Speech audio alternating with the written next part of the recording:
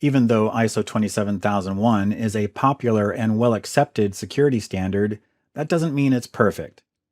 Over the years, it has had a number of criticisms, and there are some important gaps you should know about. One of the most common criticisms of ISO 27001 is the misconception that being compliant means your organization is perfectly secure.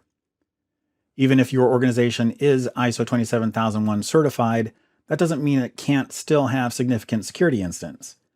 This can be confusing even to leaders in your organization who might react to a security incident by saying, "But I thought we were ISO 27001 certified. How could this happen?"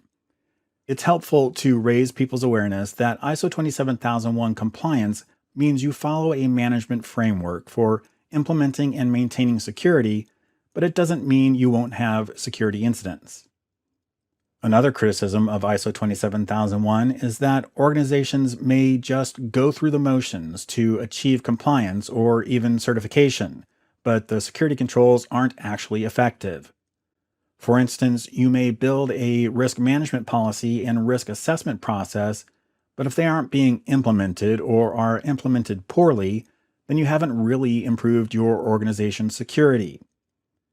This is why it's important to have competent security personnel implementing your security controls and that they have the proper authorization and management support to get them implemented. ISO 27001 has also been criticized because the scope of the compliance effort is defined by the organization, and in some cases, it can be too narrow. The scope can include less important parts of the organization with little information processing, while ignoring more critical parts where much of the sensitive information is being managed. Good auditors will catch that during the certification process, but organizations that are running their own compliance effort may be tempted to ignore the more challenging areas for now. If you're evaluating an organization's ISO 27001 certification prior to doing business with them, make sure to pay careful attention to what was included in the scope of the compliance. As far as gaps go, let's talk about the coverage of security controls. ISO 27001 is more of a blueprint for building a security management framework than a comprehensive encyclopedia of all the security controls your organization should implement. Even though there are 114 security controls in Annex A, that list isn't meant to be exhaustive. You won't find a specific security control related to users using their own devices in the workplace, or BYOD, for instance.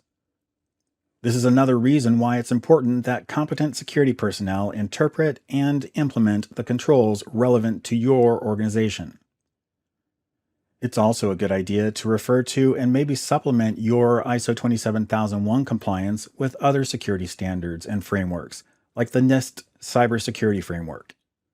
Understanding these gaps and criticisms will help you take the steps necessary to make sure they don't have a negative impact on your cybersecurity program.